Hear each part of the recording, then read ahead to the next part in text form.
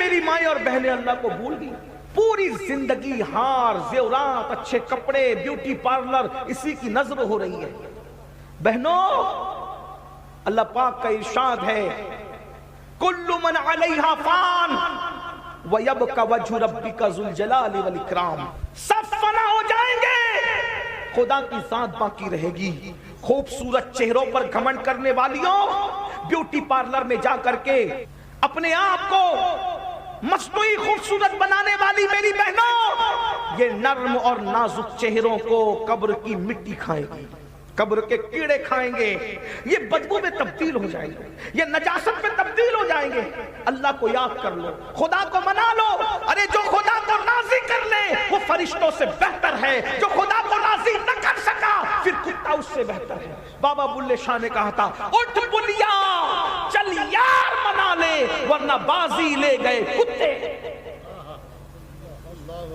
کتا تو اپنے مالک سے وفاداری کرتا ہے، آدھی روٹی کھا کر دم ہلاتا ہے، وفا کا اظہار کرتا ہے. جس خدا نے تمہیں ہر نعمت دی اس خدا کے ساتھ بغاوت کرتے ہو. یہ میری مائیں اور بہنیں، بچہ اگر صبح 6 بجے اسکول جا رہا ہے تو 5 بجے اس کا ٹفن بنانے کے لیے تو اٹھ سکتی ہے، لیکن نبی کی آنکھوں کو ٹھنڈک پہنچانے کے لیے نماز فجر کے لیے نہیں اٹھ سکتی. کہ مولانا میری تو کمر میں تکلیف ہے، میں تو بیمار رہتی ہوں، تمہیں پتا ہے نا کہ میں پریشان رہتی ہوں. اللہ اکبر، آپ بیٹے کے ٹفن کے لیے اٹھ سکی، نبی کی آنکھوں کی ٹھنڈک کے لیے نہ اٹھے گی؟ وہ بیٹا بڑا ہو کر پتہ نہیں وفاداری کرے گا کہ نہیں، اس کے لیے راتوں کی نیند تم نے قربان کی. کرنا چاہیے، میں منع نہیں کر رہا ہوں، لیکن بیوی کا منہ دیکھ کر وہ تمہارے ساتھ غداری بھی کر سکتا ہے، جوان ہو کر تمہیں گھر سے دھکے دے کے باہر بھی نکال سکتا ہے. اس کے لیے نیند قربان کرنے والوں، وہ جانے وفا جو تمہاری مرنے کے بعد تمہاری قبر میں تشریف لانے والے ہیں، ان کے لیے تم نیند قربان نہیں کر سکتے؟ کہاں ہے؟ کس بلا کی میں سے ہے سرشار ہم، دن ڈھلا ہوتے نہیں ہوشیار ہم. گھر میں مسلمان اتنا عیاش ہو چکا تھا، 800 لڑکیاں گانے والی ہوتی تھی.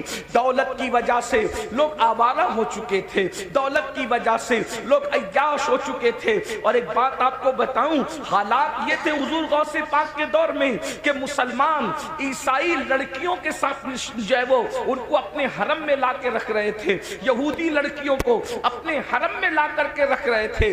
گویا کہ عیاشی کا کوئی بھی موقع انہوں نے ہاتھ سے جانے نہ دیا. اور پھر مذہبی طبقہ مالداروں کے سامنے سرنڈر ہو چکا تھا. مذہبی طبقے کا حال یہ تھا، وہ تقریریں کرتے تو لوگوں کو سلانے والی سے مطلب یہ، ارے تمہیں کیا ڈرنا، تم تو مسلمان ہو، تمہیں تو جنت ملنی ہے. آپ مجھے بتائیں شرابیوں کو جنت اس طریقے سے بانٹی جائے گی تو کیا وہ شراب چھوڑے گا؟ جواریوں کو جب جنتی کہا جائے گا، آوارہ گردی کرنے والوں کو جب جنتی کہا جائے گا تو کیا وہ برائی سے وہ باز آئے گا، وہ توبہ کرے گا؟ اللہ اکبر. قرآن حدیث کو چھوڑ کر منبر سے سب بیان ہو رہا تھا، یہاں تک کہ جھگڑے اہل علم میں یہاں تک پہنچ گئے تھے. اور جھگڑا بھی کس بنیاد پہ ہو رہا تھا؟ سفید کلر افضل ہے، سفید کلر افضل ہے یا ہرا کلر افضل ہے. یعنی قوم کو بیوقوف بنانے کی ہر پوری کوشش کر لی گئی تھی، اس لیے کہ وہ جانتے تھے جب تک کہ قوم کو لڑائیں گے نہیں اس وقت تک کہ ہم حکومت نہیں کر سکتے. اللہ اکبر. قوموں کے نذرانے پر پلنا یہ اس دور کے اہل علم کی پہچان ہو چکی تھی. اللہ اکبر. یہاں تک کہ اسلام جو ہے اس حالت میں پہنچ گیا، ایسے لگتا تھا جیسے اسلام معاذ اللہ مٹنے کے قریب ہو گیا، اسلام مرنے کے قریب ہو گیا. لیکن اسلام مٹنے تو نہیں آیا، اسلام مرنے تو نہیں آیا. اللہ اللہ. میرے آقا علیہ الصلوۃ والتسلیم کے پیارے دیوانوں، اس وقت اللہ نے قطب الاقطاب حضور غوث اعظم شیخ عبد القادر جیلانی کو پیدا فرمایا. امام حسن اور امام حسین کا وہ شہزادہ جو نجیب الطرفین سید تھا، جس کے بارے میں میرے امام یوں بیان فرماتے ہیں، تو حسینی حسنی کیوں نہ محی الدین ہو، تو حسینی حسنی کیوں نہ محی الدین ہو. اے خضر مجمع بحرین ہے چشمہ تیرا، اے خضر مجمع بحرین ہے چشمہ تیرا. اور شان کیا ہے شکر کے جوش پہ جو ہے وہ تجھے کیا جائے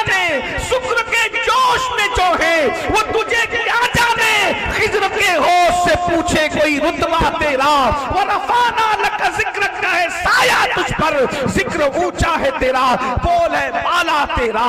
سرکار غوث اعظم بغداد گئے، بغداد کیپٹل تھا، بغداد راجدھانی تھا۔ اللہ اللہ، جب غوث پاک وہاں پہنچے، مدرسے میں تعلیم حاصل کی، اور اس کے بعد لوگ اپنی اپنی محفلیں سجائے بیٹھتے تھے۔ ایک دن اللہ کے رسول تشریف لائے اور اس کے بعد کہا، بیٹے عبد القادر تم بیان نہیں کرتے؟ تو غوث پاک نے فرمایا، یا رسول اللہ یہ سب عربی لوگ ہیں، ایک سے ایک بیان کرنے والے، ان کے درمیان میں کیا بیان کروں گا؟ سرکار غوث پاک سے حضور نے فرمایا، تم بیان کرو۔ عرض کی، حضور میں عجمی ہوں، یعنی کہ غوث پاک کا جو وطن تھا جیلان تھا، وہ ایران میں تھا۔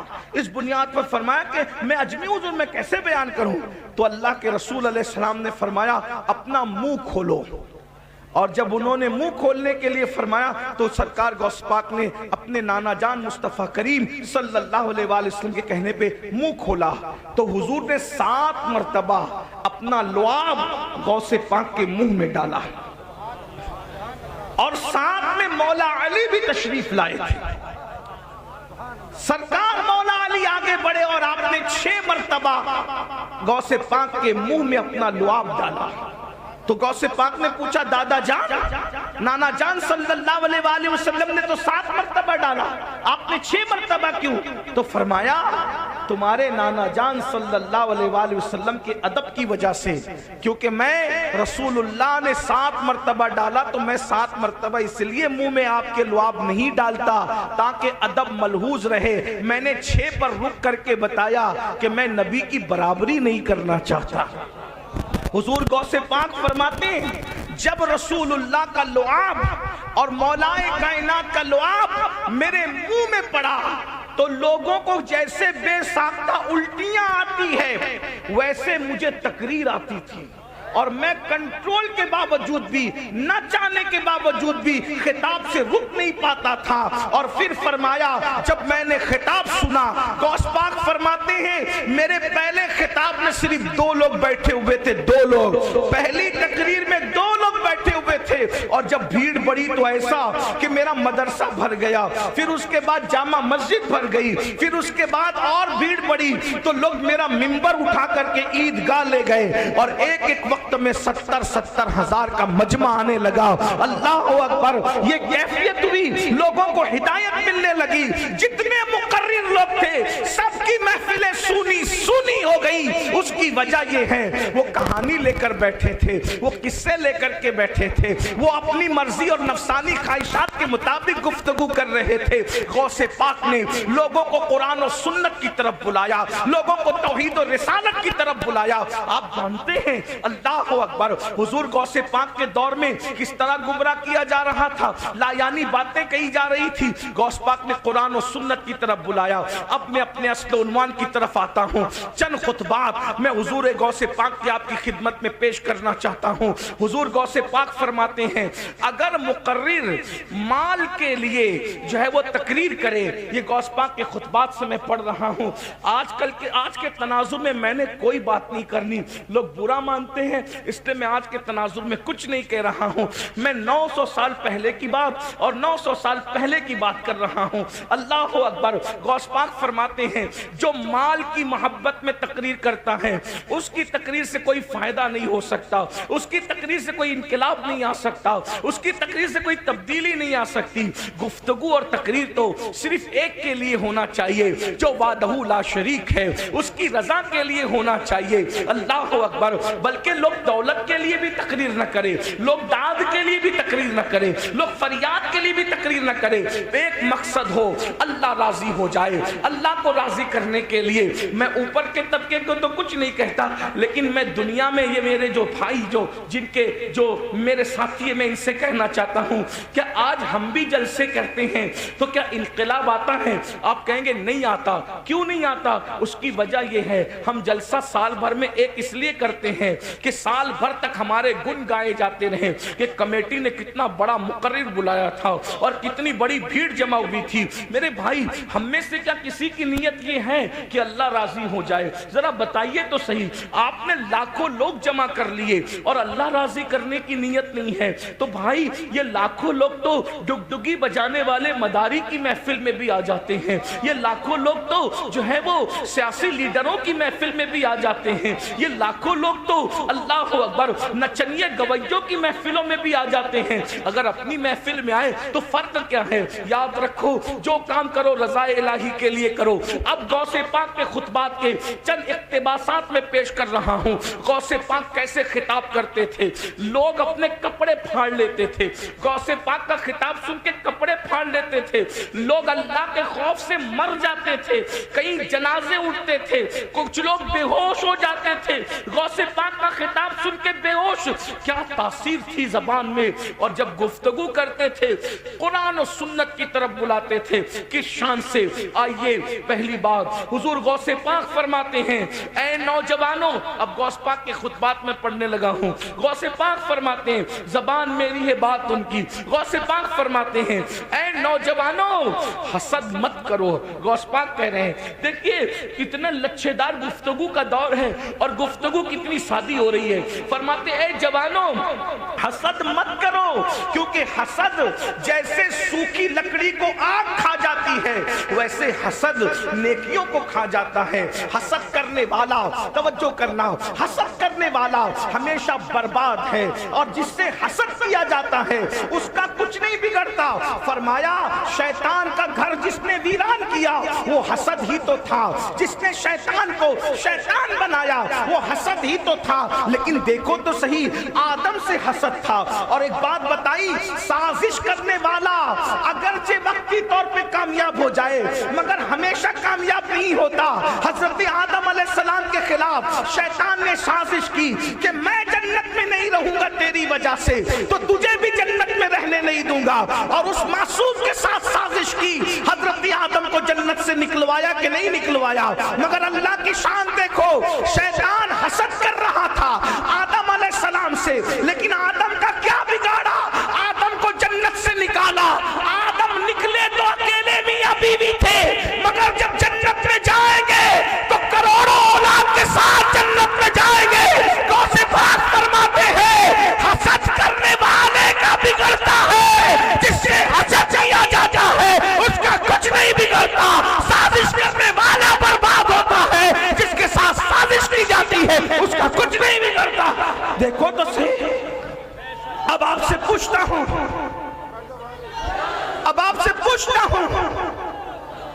پوچھتا ہوں کیا تم سازشیں نہیں کرتے؟ جن دوستوں کے ساتھ بیٹھتے ہو ان کے خلاف سازشیں کرتے ہو. سازش کرنا کس کا کام ہے؟ شیطان کا. کس کے راستے پہ چل رہے ہو؟ غوث پاک کیسے جھنجھوڑتے ہوں گے. جب میں وہ خطبات پڑھتا ہوں تو میرے رونگٹے کھڑے ہو جاتے ہیں. کیا وہ آواز نہیں ہوگی؟ ہم لوگ جب تقریر کرتے ہیں ہمارے مقرر لوگ تو اتنے پیار سے بولتے کیا کہتے ہیں؟ پیارے آقا کے پیارے دیوانوں میٹھے میٹھے اسلامی بھائیوں عزیزان ملت اسلامیہ رفیقان گرامی ایسے ہی بولتے ہیں. غوث پاک کیا بولتے تھے؟ او زندگیوں سدھر جاؤ ورنہ تمہیں قتل کرا دوں گا. غوث پاک ایسے لہجہ یہ تھا او بے دینو دین کی طرف آ جاؤ ورنہ تمہیں برباد کر دوں گا. یہ لہجہ انہی کو زیب دیتا ہے. بھائی جو عشاء کے وضو سے 40 سال تک فجر کی نماز پڑھتا رہا یہ لہجہ اسی کو زیب دیتا ہے. جو تقریر کرنے کے بعد خود فجر نہیں پڑھتا اس کو یہ لہجہ کیسے زیب دے سکتا ہے؟ یہ لہجہ تو مرشدی کو زیب دیتا ہے. لیکن بہرحال بات اتنی ہے تو غوث پاک فرما سازش نہ کرو. آج بولو ایک دوسرے کے خلاف سازش نہیں کرتے. اپنے دوستوں جن کے ساتھ بیٹھتے ہو سازش کرتے ہو. اپنے بھائیوں کے خلاف سازش کرتے ہو. ایک کمیٹی کے 10 ممبر ہو تو 10 ایک دوسرے کے خلاف سازش کرتے ہو. سب ایسے نہیں ہیں لیکن ذرا غوث پاک کی فکر تو دیکھو. غوث پاک کے خطابات تو دیکھو. غوث پاک کہتے ہیں سازش نہ کرو یہ شیطانی کام ہے. اور سازش کر کے بگڑا کیا آدم کا؟ کیا بگڑا؟ اکیلے آئے تھے سازش کی وجہ سے. لیکن کروڑوں اربوں خربوں اتنی اولاد جو پھیلی، آدم کا بگڑا کیا؟ پتا چلا سازش کر کے کوئی کسی کا بگاڑ نہیں سکتا، وہ اپنا ہی بگاڑتا ہے۔ نہ کرو سازش، مومن کا کام نہیں، بلکہ مومن کا کام کیا ہے؟ اللہ کے رسول فرماتے ہیں الدین النصیحہ، دین بھلا چاہنے کا نام ہے، دین بھلا چاہنے کا نام ہے۔ سازش کرنا مومن کی شان نہیں، بھلا چاہنا مومن کی شان ہے۔ آپ کہیں گے میں تو سب کا بھلا چاہتا ہوں، کوئی میرا بھلا نہیں چاہتا۔ میں نے کہا یہ تو اور بھلے کی بات ہے۔ کیوں؟ جب تم سب کا بھلا چاہتے ہو تو قدرت تمہارا بھلا چاہتی ہے۔ اب کوئی آپ کا بھلا چاہے نہ چاہے، قدرت جس کا بھلا چاہے اس کا بگاڑ کیا کون سکتا ہے؟ اس لیے میرے بھائیوں سازش سے نکلو۔ یہ غوث پاک کے خطبات کا حصہ ہے جو میں پیش کر رہا ہوں۔ حسد سے نکلو۔ آج کوئی دوست زیادہ خوبصورت ہے تو دوسرے دوست اس سے حسد کرتے ہیں، اگر کوئی مالدار ہے اس سے حسد کرتے ہیں۔ غوث پاک فرماتے ہیں حسد کرنے والا اللہ کا دشمن ہے۔ حسد کرنے والا، تم تو اپنے اماموں سے بھی حسد کرتے ہو، تم تو اپنے بھائیوں سے بھی حسد کرتے ہو، تم تو اپنی بہنوں سے بھی حسد کرتے ہو۔ کتنے حسد میں ڈوب گئے۔ حسد زنا سے بھی خطرناک ہے، حسد چوری سے بھی خطرناک ہے، حسد سور کھانے سے بھی خطرناک ہے، حسد شراب پینے سے بھی خطرناک ہے۔ اس لیے کہ حسد نے کسی کو شیطان بنایا ہے۔ شیطان، حسد نہ کرو۔ آج تو اماموں سے حسد، بھائیوں سے حسد، بہنوں سے حسد کسے کہتے ہیں؟ جس کو آپ جلیسی کہتے ہیں، یعنی کسی پہ اچھی چیز دیکھ کر کے جلنا۔ اس کو کیوں؟ غوث پاک کہتے ہیں وہ اللہ کا دشمن ہے۔ حسد کرنے والے تو اللہ کا دشمن ہے، کیونکہ اللہ دے رہا ہے اور تجھے برا لگ رہا ہے۔ جسے اللہ کا کام برا لگے اس کا کیا بنے گا؟ تو غوث پاک فرماتے حسد کرنے والوں کو تو مرتے وقت تو کلمہ بھی نصیب نہیں ہوتا۔ زنا کرتے ہوئے لوگ پکڑا جاتے ہیں، اس لیے لوگ زنا سے ڈرتے ہیں۔ تھوڑا سن لو بابا، بہت تھوڑی دیر، بہت لمبا نہیں کروں گا۔ گھنٹے بھر کا وقت میرے پاس تھا، جس میں سے 20 منٹ تو گزر ہی گئے، 20 سے 25 منٹ گزر گئے، 20-25 منٹ اور بچے ہوئے تو تھوڑا سا دھیان دے لو۔ سب اچھے سے سن رہے ہیں؟ تھوڑا آپ لوگ میرے بھائی سن لو۔ میرا چہرہ دیکھنے کے کیا شوق ہے۔ میں تو کہتا ہوں کہ مجرم کو نہ شرماؤ، احباب کفن ڈھک دو، منہ دیکھ کے کیا ہوگا، پردے میں رہنے دو۔ ہم اپنے آپ کو خوب سمجھتے ہیں کیا ہے؟ یہ تو اللہ کا کرم ہے کہ اللہ نے میرے گناہوں پہ پردے ڈال رکھا ہے تو آپ محبت کرتے ہو، ورنہ ہمیں اپنی اوقات خود پتہ ہے۔ مور ناچتا ہے تو بڑا خوبصورت لگتا ہے، بعد میں جب وہ اپنے پیروں کو دیکھتا ہے تو اس کو اپنی اوقات پتہ چلتی ہے میں کیا ہوں، ہم کچھ نہیں ہے۔ جن کا ذکر ہو رہا ہے ان کو سن لو، بس ان کو سن لو۔ اس لیے کہ غوث پاک فرماتے ہیں جس کے دل میں میری محبت پیدا ہو جائے میں قیامت کے دن اس کو اپنے ساتھ جنت میں لے کے جاؤں گا۔ فرماتے ہیں جو مجھ سے محبت کرنے لگے اس سے جو دشمنی کرتا ہے پھر میں اس کو اس کے دشمنوں سے بھی بچاتا ہوں، اور اس کے دشمنوں سے پھر میں خود لڑتا ہوں۔ کہتے مریدی لا تخف واشن فإنی عزوم قاتل عند القتال، میرے ماننے والے گھبرانا نہیں، تیرا پیر عبدالقادر جیلانی بدلہ لینے والا اور دشمنوں کو قتل کرنے والا ہے۔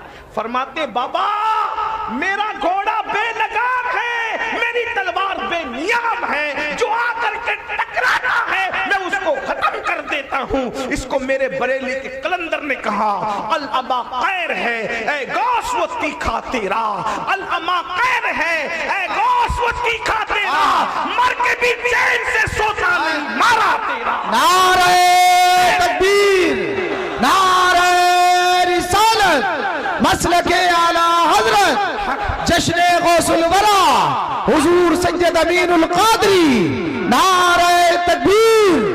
سبحان اللہ سبحان اللہ۔ ہر مرنے والا مر کے چین سے سو جائے. جیسے کسی کو اللہ نہ کرے کینسر ہے, کینسر میں تڑپ رہا ہے, جب کینسر سے وہ مر گیا, اب مرنے کے بعد اس کو کینسر کا درد نہیں ہوگا کیونکہ وہ مر گیا, اب چین سے سو گیا. کسی کو ٹی بی ہے, ٹی بی میں کے مرض میں تڑپ رہا تھا, مر گیا, اب اس کو ٹی بی کا درد نہیں ستائے گا. اسی طرح کوئی بیماری ہو, کسی کو کوئی بیماری ہو, مرنے کے بعد وہ درد اس کو نہیں ہوگا. لیکن میرے امام کہتے ہیں جس کو غوث اعظم نے مارا ہو, ہر مرا ہوا چین سے سو سکتا ہے, لیکن غوث اعظم کا مارا ہوا چین سے اس لیے نہیں سو سکتا کہ ادھر غوث اعظم نے مارا اور مرنے کے بعد ادھر فرشتے بھی اس کو ماریں گے. الاما خیر ہے اے غوث وہ تیکھا تیرا, مر کے بھی چین سے سوتا نہیں مارا تیرا. اور کہتے ہیں تو ہے وہ غوث کہ ہر غوث ہے شیدا تیرا, تو ہے وہ غیث کہ ہر غیث ہے پیاسا تیرا. راج کس شہر میں کرتے نہیں تیرے خدام, باج کس نہر سے لیتا نہیں دریا تیرا. اور تو گھٹائے سے کسی کے نہ گھٹے ہے نہ گھٹے, تو گھٹائے سے کسی کے نہ گھٹا ہے نہ گھٹے. جب بڑھائے تجھے اللہ تعالیٰ تیرا, اور مٹ گئے مٹنے ہیں مٹ جائیں گے آدھا تیرے, نہ مٹا ہے نہ مٹے گا کبھی چرچا تیرا, نہ مٹا ہے نہ مٹے گا. تو حضور غوث پاک فرماتے حسد نہ دیکھو, حسد ہم نے نیکی کی, جو نیک ہیں ان کی نیکیاں کھا جاتا ہے حسد, جیسے آگ لکڑی کو کھا جاتی ہے. ہم نے تو نیکی کتنی کی, حسد مت کرو. آج جو قتل ہو رہے ہیں, مرڈر ہو رہے ہیں حسد کی وجہ سے. ابھی الیکشن کے ایام شروع ہوں گے, دیکھیے پھر کیا حسد ہے. حسد نکل کر آئے گا. میں کوئی سیاسی آدمی نہیں, جتنے ملک نے قانون نے اجازت دی اتنی سیاست میں دلچسپی لو, باقی حسد کر کے اپنی آخرت کیوں برباد کرتے. الیکشن کے بعد مرڈر ہوتے ہیں, الیکشن کے بعد ان کے گھر کی عورتوں کے ساتھ کھیل ہوتے ہیں, صرف اپنے حسد کی آگ کو بجھانے کے لیے ہیں. اگر کسی نے کچھ کسی کے ساتھ کر دیا, یہ جادو تک لے جاتا ہے حسد, کرنی کرتب تک لے جاتا ہے حسد. لوگ کہتے ہیں کہ ہر چوتھے آدمی کو شوگر ہے, عامر لوگ کہتے ہیں, میں نہیں کہہ رہا, عامر لوگ کہتے ہیں ہر دوسرے آدمی کو سحر ہے. وجہ حسد. دیورانی جٹھانی پہ کر رہی حسد, ساس بہو پہ کر رہی حسد. یہ حسد کیا ہے؟ اور یاد رکھنا, حسد کر کے تم کسی کو پریشان کرتے ہو, کر سکتے ہو پریشان, اس کو برباد نہیں کر سکتے, اس کو مٹا نہیں سکتے, اس کو ختم نہیں کر سکتے. کیوں؟ شیطان ہلکان کر سکتا ہے, شیطان انسان کو مار نہیں سکتا. یہ آج جو جادو زوروں پر ہے نا, یہ بہنیں پنڈتوں تک جاتی ہے, سادھوؤں تک جاتی ہے, عاملوں تک جاتی ہے, ایسے مولویوں تک جاتی ہے جو کالے کرتب کر کے اپنے آپ کو بھی مولوی کہتے ہیں. کالے کرتب کرنے والا مولوی ہوگا؟ مولوی کا مطلب مولا والا. ہر داڑھی رکھنے والا مولوی نہیں ہوتا. جس کے دل میں اللہ کا ڈر ہوتا ہے وہ عالم ربانی ہوتا ہے. اور 500 1000 میں ایسے کا, اور یہ بھی, اور آپ بھی ڈرتے رہتے ہو, کہتے ہیں اس نے کچھ کر دیا تو کیا. میں نے کہا تیرے رسول نے تو تجھے ایسی حفاظت کا دستہ دیا ہے, ایسی زرہ دی ہے, تم پہنتے کیوں نہیں؟ بہت معافی کے ساتھ حضور نے تمہیں زرہ دے رکھی ہے. زرہ سمجھتے ہو؟ جنگ کے میدان میں جو لوہے کا لباس آتا ہے اس کو زرہ کہتے ہیں. جب وہ پہن کر کے آدمی میدان, ہر بہادر و کمزور ہو زرہ پہن کے میدان میں آتا, جب میدان میں آتا تو تیر اس پر اثر نہیں کرتے, تلوار اس پر اثر نہیں کرتے, اس کو زرہ کہتے لوہے کا. حضور نے بھی تمہیں زرہ دی ہے. 2 زرہ کا ذکر کرتا ہوں, اور اگر وقت رہا تو تیسری زرہ بھی بتاؤں آپ کو. اپنی طرف سے نہیں, میں کوئی عامل وامل نہیں ہوں, کسی بھی فیلڈ کا عامل نہیں, لیکن ہم تو حضور کے غلام ہیں. ہم ہر چیز میں اپنے بزرگوں کو دیکھتے ہیں. ایسی پاورفل چیزیں تمہارے پاس ہیں, تمہیں کوئی قبرستان میں بیٹھنے کی ضرورت نہیں, چلے چٹی کرنے کی ضرورت نہیں, بس حضور نے تمہیں بتایا. آقا علیہ السلام فرماتے ہیں جو باوضو رہے وہ اللہ کے قلعے میں محفوظ ہو گیا. سبحان اللہ. حضور کی حدیث ہے صلی اللہ علیہ وآلہ وسلم, باوضو آدمی پہ جادو اثر نہیں کر سکتا جب تک وہ باوضو رہے گا. حضور کہہ رہے ہیں, اور کیا فرمایا؟ اللہ کے قلعے میں محفوظ ہو جاتا ہے وضو کرنے والا. ارے کوئی بادشاہ کے قلعے میں محفوظ ہو جائے, اس کا کوئی کیا بگاڑ سکتا ہے؟ جو اللہ کے قلعے میں محفوظ ہو اس کا کوئی کیا بگاڑ سکتا ہے؟ بے شک بے شک. سرکار غریب نواز پہ کیسا جادو کرنا چاہا, ہوا جادو کا اثر ہوا غریب نواز پر, ہوا غریب نواز باوضو رہو، لیکن باوضو کیا رہو گے میرے بھائی؟ برا مت ماننا، تم تو کھڑے ہو کر پیشاب کرتے ہو، اس کے بعد پانی بھی نہیں لیتے۔ تمہیں وضو کرنا بھی میرے بھائی لوگ نہیں آتا زیادہ تر۔ اگر اچھے علماء سے آپ اپنا وضو چیک کرائیں نا تو آپ منہ ہاتھ تو دھوتے ہو، وضو نہیں کرتے۔ صحیح فرما رہے ہیں۔ جب عالم کے پاس آپ اپنا وضو چیک کرائیں تو آپ ناکام ہوں گے، جب یہ وضو اللہ چیک کرے گا تو کیسے کامیاب ہوں؟ اللہ اکبر اللہ۔ کمپیوٹر سیکھانا وضو بھی سیکھ لیتے، موبائل چلانا سیکھانا تو غسل بھی سیکھ لیتے، کم سے کم پاک تو رہتے۔ بے شک۔ 3 بچوں کے باپ ہو گئے، غسل وضو نہیں آتا۔ 3 بچوں کی مائیں ہو گئی، وضو سیکھا نہیں۔ ہر ایک کے لیے وقت دیا، اللہ کے لیے وقت نہیں دیا۔ اللہ کے بندوں غسل وضو سیکھو۔ آپ یہ نہ کہنا کہ کس مولوی کو لا کر کے بٹھایا کہ یہ تو ہمیں غسل وضو کی بات کرتا ہے، ہم تو بہت بڑی بات سننے کے لیے آئے تھے۔ میں نے کہا دیکھو میرا کام ڈاکٹر کا ہے، میں آپ کا میزبان نہیں ہوں، میں ڈاکٹر کا کام سے آیا ہوں۔ میزبان جو ہوتا ہے وہ مہمان کی پسند کی غذا کھلاتا ہے یا اپنی پسند کی کھلاتا ہے، لیکن ڈاکٹر نہ اپنی پسند کی کھلاتا ہے نہ مہمان کی، کیونکہ مہمان نہیں ہوتا، وہ تو ضرورت کے مطابق دوا دیتا ہے، چاہے مریض اس کو 4 گالیاں دے دے۔ تو ہم بھی اسی طرح آئیں میرے بھائی، نام آپ کے میزبان نہیں ہے۔ آپ نے ابھی تک وضو نہیں سیکھا، آپ جنت میں کیسے جاؤ گے؟ آپ اپنا وضو چیک کریں نا، کسی عالم سے چیک کرائیں۔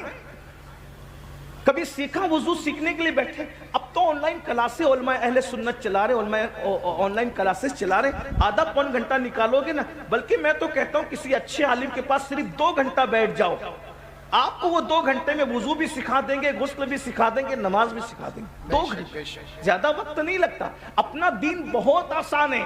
یہ میری بہنیں بیٹھی ہوئی ہیں، اللہ انہیں ان پہ رحمت فرمائے، یہ لوگ بھی کچھ نہیں جانتی۔ آپ بتائیں جس کی ماں پوری زندگی پاک نہ ہوئی ہو، میں حیا کے پردے میں کہہ دوں، ذرا بتائیں، جب آپ علماء سے پوچھیں، مجھ سے مت پوچھیں، میں بہت چھوٹا آدمی ہوں، جب آپ کو غسل نہیں آئے گا تو آپ پہ جنابت کا غسل فرض ہوگا، جب غسل ہی نہیں آئے گا تو آپ پاک نہیں ہوں گے۔ جی بے شک۔ تو زندگی بھر جو پاک رہا اس کے گھر میں نیک اولاد کیسے پیدا ہوگی؟ زندگی بھر جس کی ماں پاک نہ ہو سکی اس کے گھر میں کوئی ولی قطب ابدال کیسے پیدا ہوگا؟ ولی قطب اور ابدال کے لیے ام الخیر جیسی ماں چاہیے، آئے ہائے سبحان اللہ، ابو صالح جیسا باپ چاہیے، تب ولی پیدا ہوتا، بلکہ ولیوں کا سردار پیدا ہوتا۔ باپ غیاث الدین چاہیے، ماں ماہ نور چاہیے، تب غریب نواز جیسا فرزند پیدا ہوتا ہے۔ ہمارا کیا حال ہے؟ تو میں عرض کر رہا تھا، حسد سے نکلو۔ جادو کی تک پہنچا دیا تمہیں حسد نے، سازشوں تک پہنچا دیا۔ یہ غیبت کی محفلیں کیوں ہیں؟ حسد کی وجہ سے۔ اللہ کے رسول علیہ السلام کے غلاموں فرمایا گیا الغیبت اشد من الزنا، کہ غیبت زنا سے بدترین چیز ہے۔ زنا سے بھی بری چیز کا نام غیبت ہے۔ جہاں بیٹھتے ہو شادی میں غیبت، جنازوں میں غیبت، محفلوں میں غیبت، مذہبی محفلوں میں غیبت، مسجدوں میں غیبت۔ رمضان شریف میں بھی ہم اپنی زبان کو غیبت سے بچا نہیں پاتے، اس لیے خدا کے لیے حسد سے بچو۔ پھر غوث پاک فرماتے ہیں، میں عرض کروں نا، آپ تھک تو نہیں گئے نا؟ خطبات میں غوث پاک کے پڑھ رہا ہوں، مجھے پتا ہے آپ کو نعرہ لگانے والی تقریر چاہیے، لیکن آج میں ایسا نہیں کروں گا۔ میں کوئی کرامت غوث پاک کی بیان نہیں کروں گا، حالانکہ میں کرامت پر ایمان رکھتا ہوں، میرا عقیدہ ہے الحمدللہ، لیکن آج میں غوث پاک کے خطبات پڑھ رہا ہوں۔ توجہ کرنا، غوث پاک فرماتے ہیں تکبر نہ کرنا۔ جوانوں سے کہتے ہیں جوانوں تکبر نہ کرنا، کیوں؟ کیونکہ ہر گناہ فاسق بناتا ہے اور تکبر کافر بناتا ہے۔ وَاسْتَكْبَرَ وَكَانَ مِنَ الْكَافِرِينَ، اور تکبر کیا کافروں میں سے ہو گیا۔ تمہیں بائک ملتی ہے مہنگی والی بائک، اس پہ جینس اور ٹی شرٹ پہن لیے اور اللہ نے تھوڑا سا حسن دے دیا تو کتنا گھمنڈ کرتے ہو، کسی کو سلام نہیں کرتے، بوڑھوں کا مذاق اڑاتے ہو، علماء کا مذاق اڑاتے ہو۔ یہ تکبر ہے نا۔ مال نے تمہیں گھمنڈی بنایا نا، حسن نے تمہیں گھمنڈی بنایا نا، جوانی نے تمہیں گھمنڈی بنایا نا۔ غوث پاک فرمانے تکبر نہ کرنا۔ اللہ پاک فرماتا ہے کہ تکبر میری چادر ہے اور بڑائی میرا تیبن ہے، اس کو مجھ سے چھیننے کی کوشش نہ کرو۔ جو اس کو چھیننے کی کوشش کرتا ہے میں اس کے دانت توڑ دیتا ہوں، میں اس کو تباہ کر دیتا ہوں، میں اس کو برباد کر دیتا ہوں۔ تکبر کسی کو زیبا نہیں ہے۔ حسن کی بنیاد پر تکبر کرنے والوں، دولت کی بنیاد پر تکبر کرنے والوں، نیکی کی بنیاد پہ تکبر کرنے والوں. تکبر کا مطلب اپنے آپ کو کچھ سمجھنا, میں کچھ ہوں. دیکھتے نہیں, کوئی آئے تو سلام نہیں کرتے, کوئی سلام کرے تو جواب نہیں دیتے. ارے شادیوں میں اگر کوئی غریب مالداروں کے پاس آ کے بیٹھ جائے تو اپنے سفید کپڑے سمیٹنے لگتا ہے. نادان ہو, اللہ اکبر. اپنے سفید کپڑوں پہ گھمنڈ کرنے والوں, یہ وجود مٹی کی غذا بننے والا ہے. اس وجود کو مٹی نے کھانا ہے. میں تو ایک بات مجھے یاد آئی, اللہ اکبر. ایک مرتبہ مولا مشکل کشا ایک خوبصورت پیالے میں شربت پی رہے. مولا علی پاک خاتم الولایت, سید السادات, امام المشارق والمغارب, حلال مشکلات والنوائب, اخی رسول و زوج البتول, فاطمہ خیبر, قاسم ولایت, سیدنا علی ابن ابو طالب کرم اللہ تعالی وجہہ الکریم, خوبصورت سے مٹی کے پیالے میں شربت پی رہے ہیں. بزرگوں کی نظر دیکھو, بزرگوں کی فکر دیکھو, بزرگوں کے سوچنے کا انداز دیکھو.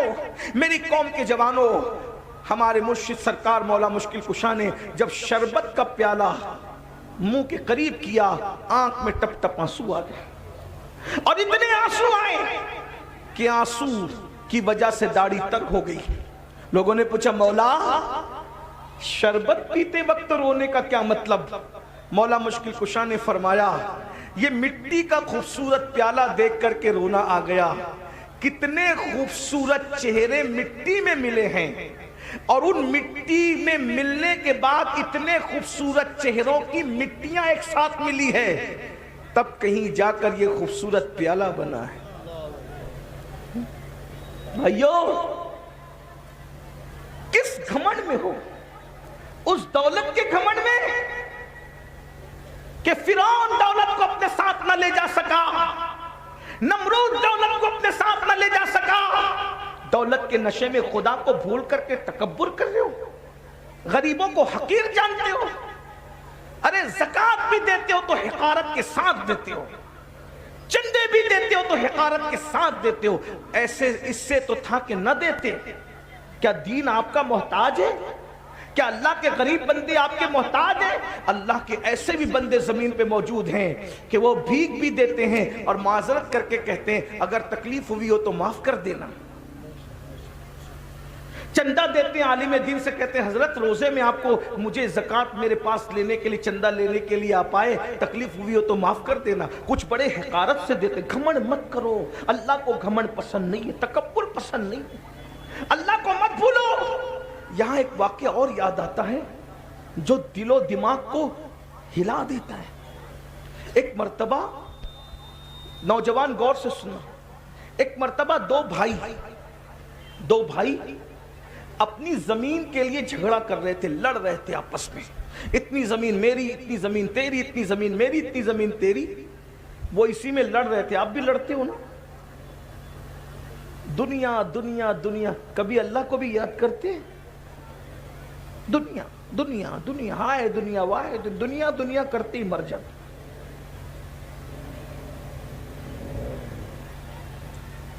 دو بھائی آپس میں زمین اور جائیداد کا جھگڑا کر رہے ہیں. لڑتے لڑتے انہوں نے دیکھا کہ اچانک ایک ٹوٹے ہوئے پیالے سے آواز آئی, اور لڑنے والوں ذرا مجھے دیکھو, میری طرف دیکھو, میری بھی داستان اور آپ بیتی سنو. اب ٹوٹا ہوا پیالہ جو زمین پہ پڑا ہوا ہے, اس سے آواز آئے گی تو آدمی کی حیثیت کیا ہوگی, کیا اس کی پوزیشن ہوگی؟ میں اور آپ ہوتے تو بھاگ ہی جاتے. لیکن ان میں کچھ ہمت تھی, انہوں نے مڑ کے دیکھا ایک ٹوٹا ہوا پیالہ پڑا ہے اور اس سے آواز آ رہی ہے. میری بھی تو آپ بیتی سن لو, میری بھی تو داستان سن لو. اور جب یہ آواز آئی تو ان دونوں نے کہا کون ہو تم؟ دھیان سے سننا, تم ہی ہو نا بھائیو شادیوں کے موقع پر عورتیں نچانے کے لیے لاتے ہو نا, اپنے پیسے میں پٹاخے پھوڑ کے اپنے ہاتھوں سے آگ لگاتے ہو نا, ڈی جے پر ناچتے ہو, تھرکتے ہو. کون منع کرنے والا ہے؟ کوئی منع کرنے والا نہیں ہے آپ کو کون منع کرے گا؟ اس لیے کہ جس عالم پر آپ نے اپنا رعب جما رکھا ہے, آپ تو کہتے ہو کہ ہمارے چندے پہ انہیں تنخواہ ملتی ہے, ہمیں کیا روکیں گے. لیکن یاد رکھنا, مولوی کو دبانے والوں मौला की बारगाह में न किसी की दादागिरी चलती है न किसी की बाबागिरी चलती है। वो अल्लाह फरमाता है इन्ना बत्श रब्बिका लशदीद, तेरे रब की पकड़ बड़ी सख्त है। दौलत के बलबूते पर जिना के अड्डों को आबाद करने वाले सुन ले, दौलत के बलबूते पर शराब के अड्डों को आबाद करने वाले सुन लें। आप ऐसे नहीं हैं, लेकिन मेरी आवाज अल्लाह वहां तक पहुंचाएगा, मुझे उम्मीद है जिस कानों को इसकी जरूरत है।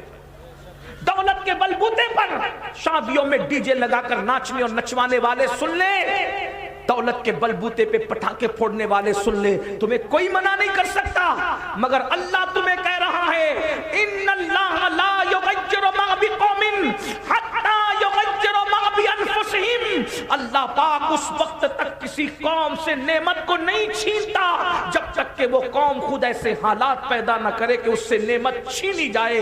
अल्लाह की दी हुई दौलत का मिसयूज करोगे, गलत इस्तेमाल करोगे, अल्लाह तुमसे छीन लेगा। क्या तुम्हें तुमने नहीं देखा कि बड़े बड़े बादशाह कैद खानों में रहे? क्या तुमने नहीं देखा बड़े बड़े बादशाह हाथों में भीख मांगने लगे? आपको पता है, अल्लाह अकबर अल्लाह अकबर, तारिक बिन जियाद की कौम, बर्बर कौम का फातेह मूसा इब्ने नुसैर, उसकी जिंदगी कैद खाने में तमाम हुई। हज के मौके पर लोगों ने उसको भीख मांगते देखा। आप क्या समझते हो, बड़े बड़े सलातीन बर्बाद हुए इसलिए कि अल्लाह की खुफिया तदबीर से डरते रहो। जो देना जानता है वो छीनना भी जानता है। अल्लाह के गजब को चैलेंज मत करो, खुदा के गजब को चैलेंज मत करो। वो बहुत गज्जूर है, वो बहुत गैरत वाला है। अल्लाह अल्लाह तो कटोरे से, टूटे कटोरे से आवाज आती है, मेरी भी तो दास्तान सुनो, मेरी भी तो आप बीती सुनो। दोनों भाइयों ने मुड़ के कहा, कौन है तू?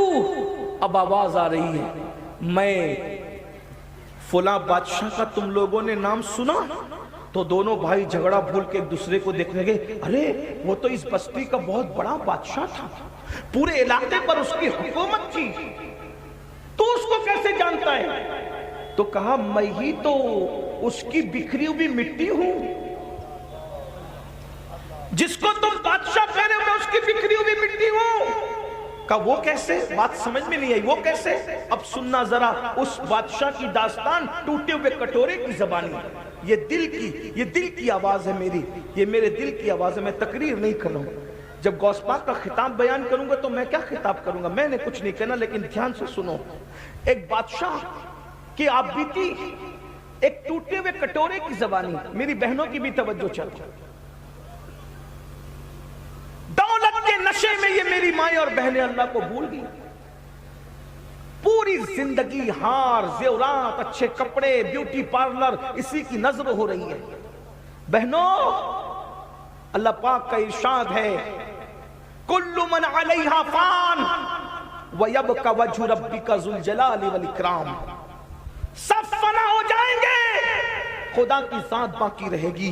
खूबसूरत चेहरों पर घमंड करने वालियों, ब्यूटी पार्लर में जाकर के अपने आप को मस्नुई खूबसूरत बनाने वाली मेरी बहनों, ये नर्म और नाजुक चेहरों को कब्र की मिट्टी खाएगी, कब्र के कीड़े खाएंगे, ये बदबू में तब्दील हो जाएंगे, ये नजासत में तब्दील हो जाएंगे। अल्लाह को याद कर लो, खुदा को मना लो। अरे जो खुदा को राजी कर ले वो फरिश्तों से बेहतर है, जो खुदा को राजी न कर सका फिर कुत्ता उससे बेहतर है। बाबा बुल्ले शाह ने कहा था, उठ बुलिया चल यार मना ले, वरना बाजी ले गए कुत्ते। कुत्ता तो अपने मालिक से वफादारी करता है, आधी रोटी खाकर तुम हिलाता है, वफा का इजहार करता है। जिस खुदा ने तुम्हें हर नेमत दी उस खुदा के साथ बगावत करते हो। ये मेरी माएं और बहनें, बच्चा अगर सुबह 6 बजे स्कूल जा रहा है तो 5 बजे उसका टिफिन बनाने के लिए तो उठ सकती है, लेकिन नबी की आंखों को ठंडक पहुंचाने के लिए नमाज फजर के लिए नहीं उठ सकती। ये मौलाना मेरी तो कमर में तकलीफ है, मैं तो बीमार रहती हूँ, तुम्हें पता है ना कि मैं परेशान रहती हूँ। अल्लाह अकबर, आप बेटे के टिफिन के लिए उठ सकी, नबी की आंखों की ठंडक के लिए न उठेगी? वो बेटा بڑا ہو کر پتہ نہیں وفاداری کرے گا کہ نہیں. اس کے لیے راتوں کی نیند تم نے قربان کی کرنا چاہیے, میں منع نہیں کر رہا ہوں, لیکن بیوی کا منہ دیکھ کر وہ تمہارے ساتھ غداری بھی کر سکتا ہے, جوان ہو کر تمہیں گھر سے دھکے دے کے باہر بھی نکال سکتا ہے. اس کے لیے نیند قربان کرنے والوں, وہ جانے وفا جو تمہاری مرنے کے بعد تمہاری قبر میں تشریف لانے والے ہیں, ان کے لیے تم نیند قربان نہیں کر سکتے. کہاں ہے, کس بلا کی میں سے ہے سرشار ہم, دن ڈھلا ہوتے نہیں ہوشیار ہم. ٹوٹے کٹورے سے آواز ہے, فلاں بادشاہ کو جانتے ہو؟ ہاں ہاں وہ تو بہت بڑا بادشاہ تھا. کہا اس کی بکھری ہوئی مٹی میں ہوں. کہا وہ کیسے؟ کہا جب اللہ نے اس کو حکومت دی, دولت دی, سلطنت دی, تو وہ اللہ کو بھول گیا. وہ اللہ کو بھول گیا جیسے تم اللہ کو بھول گئے تھے. جیسے تم اللہ کو, ان کو کہتا ہے دونوں بھائیوں کو, جیسے تم مال دولت میں دنیا میں اللہ کو بھول گئے, وہ بھی اللہ کو بھول گیا. اور جب اللہ کو بھولا تو اللہ اس سے ناراض ہو گیا. اللہ کو بھولا تو اللہ اس سے ناراض ہو گیا. اور جب اللہ اس سے ناراض ہوا, ایک بات یہ بھی یاد رکھنا, اللہ ہم میں سے کسی کا محتاج نہیں کہ ہم اس کی عبادت کریں. معاذ اللہ اگر پوری کائنات خدا کی عبادت نہ کریں تو اس کی ربوبیت میں کوئی فرق نہیں آتا. پوری کائنات رات دن سجدے میں چلی جائے تو بھی اس کی ربوبیت میں کوئی فرق نہیں آتا. وہ فرق سے پاک ہے, وہ گھٹنے بڑھنے سے پاک ہے, وہ اتنا بلند ہے کہ اب اس کے آگے کوئی بلندی نہیں ہو سکتی. وہاں آگا پیچھا کچھ نہیں ہے, وہاں کوئی زوال نہیں ہے, وہاں کوئی عروج نہیں ہے. میرا اللہ وہ گھٹنے سے بھی پاک, وہ بڑھنے سے بھی پاک. اپنے دائیں بائیں میں ڈوبنے ڈبانے والوں کو دیکھ کر کے اس کو قیاس نہ کرنا. نہ وہ بیان میں آتا ہے, نہ وہ زبان میں آتا ہے, نہ وہ تصور میں آتا ہے, نہ وہ تخیل میں آتا ہے. ارے موسیٰ علیہ السلام جیسی ہستی اس کو دیکھ نہ سکی, جبریل علیہ السلام نے کبھی اس کو نہیں دیکھا. دیکھنے والی تو ایک ہی آنکھ تھی, جس کو قدرت نے بنایا تھا اسی لیے بنایا تھا. لیکن بہرحال تو ٹوٹے ہوئے کٹورے سے آواز آتی ہے, وہی بادشاہ تو میں ہوں. تو یہ کیسے کٹورا بن گیا؟ تو کہا جب اللہ کو بھول گیا, غافل ہوا, غفلت میں مر گیا. لوگ کیا کہتے ہیں؟ اللہ بری موت سے بچانا. کیا کہتے ہیں؟ اللہ بری موت سے بچانا. اور دماغ میں کیا گھومتا ہے؟ ایکسیڈنٹ نہیں ہونا چاہیے میرا, آگ لگ کے نہیں مرنا چاہیے میں. عورتیں کہتی ہیں اللہ بری موت سے بچانا, یعنی بچے کی ولادت کے وقت مجھے موت نہیں آنا چاہیے, کیونکہ بری موت اسی کو لوگ سمجھتے ہیں. میرے بھائی یہ بری موت نہیں ہے. اگر معاذ اللہ سب کی حفاظت کرے, کوئی ایکسیڈنٹ میں مر جائے وہ شہید ہے. یہ بری موت نہیں, وہ شہید ہے. یہ تو تمہارا خبط ہے, تم نے دوسروں کا شکر کہہ رکھا ہے کہ جو بری موت سے مرتا ہے اس کی روح بھٹکتی رہتی. کوئی روح نہیں بھٹکتی. یہ سب ناپاک جنات ہیں جو تمہیں ورگلاتے ہیں. اور یہ مسلمان تو ہو گئے, لیکن جدھر سے کنورٹ ہو کر کے آئے اس کی کچھ نہ کچھ نحوست ابھی بھی دل و دماغ میں خبط کی شکل.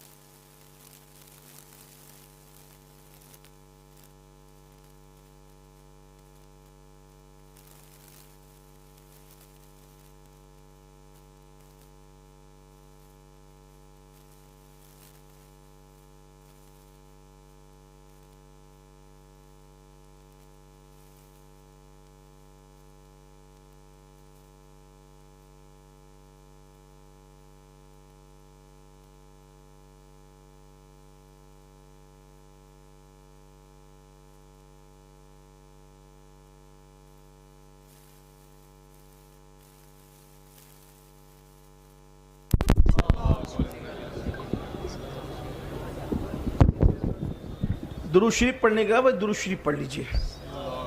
جو لوگ درود شریف پڑھ سکتے ہیں وہ بلند آواز سے پڑھ لیں درود شریف.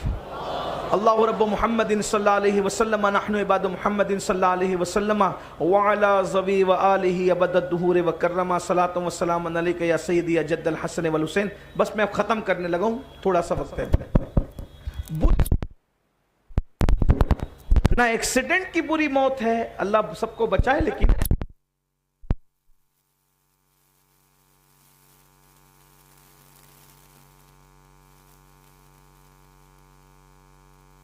سب اللہم صلی علی سیدنا مولانا یا رسول اللہ جلدی جلدی